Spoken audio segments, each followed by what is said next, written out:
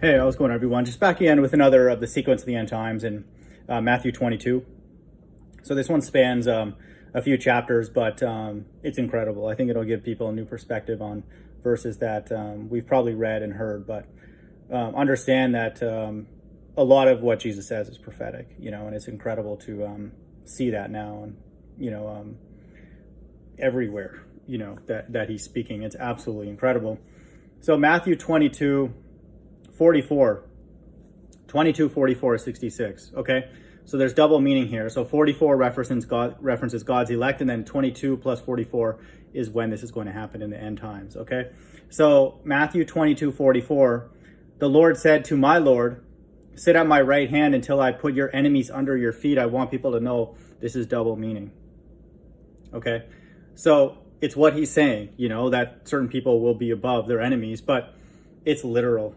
When Christ takes away his elect, again, this is in verse 44, they're going to return with him, and then their enemies are going to be beneath their feet, destroying people in these so-called UFOs. Okay, so just know that. And so this is what we know now, that there's double meaning behind everything that Christ is saying, at least double meaning. So that's right there, our first reference to salvation. So Christ will take away his elect, and then they'll be at a place until he puts their enemies underneath their feet, to clean up the earth with everybody with the mark of the beast. If then David calls him Lord, how is he his son? And no one was able to answer him a word, nor from that day did anyone else dare to ask him more questions. And so you can't confound Christ. Okay, like it's absolutely silly to even think that people would try that. But God's left-hand side, we have to remember, are stupid. Okay, they're retarded. And so so first and foremost, we have a reference to God's elect being taken away and then being preserved until their enemies are going to be beneath their feet in these so-called UFOs. Okay, so now we would expect a time of wrath, and then if you read Revelation 15 and 16, there are 7 plagues which describe God's wrath. And so if you read Matthew 23, Christ goes into the 7 woes to the scribes and Pharisees. And so this is, again, consistent language, to the end times, where in the end times there are 7 plagues, but here you have 7 woes. And so I won't read all of them, but just know, that he's listing 7 woes, and then that's to parallel the 7 plagues in the end times. And then I thought it was interesting that the first woe, scribes and Pharisees, hypocrites, for you shut the kingdom of heaven in people's faces. So it's talking about like skin and people's body. And then that's the first plague in Revelation 16, are sores. And then if you read the second woe, for you travel across sea and land. And so it makes a reference to the sea, which God is going to harm the wildlife, in the water and kill it, which will be the starting of the famine.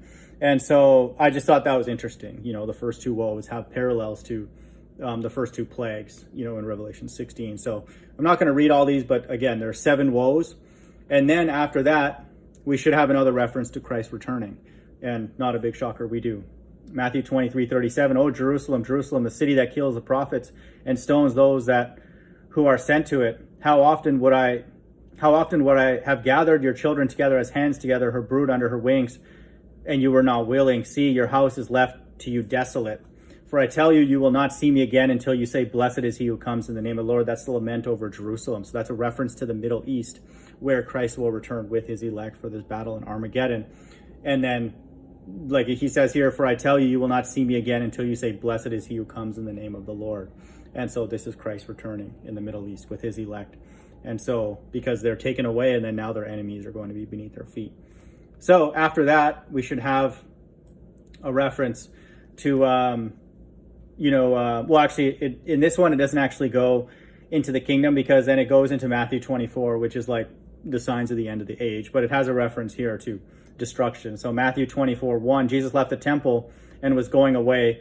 When his disciples came to point out to the buildings of the temple, but he answered them, you see all of these, do you not? Truly I say to you, there will not be left here one stone upon another that will not be thrown down. And so he's describing destruction when he returns with his elect in Matthew 24:1. And then the rest of Matthew 24 is like a very, very famous chapter, obviously, with the end times. And so that goes in through the sequence again. And so it's literally like a reel, it's just literally like the end times over and over and over again.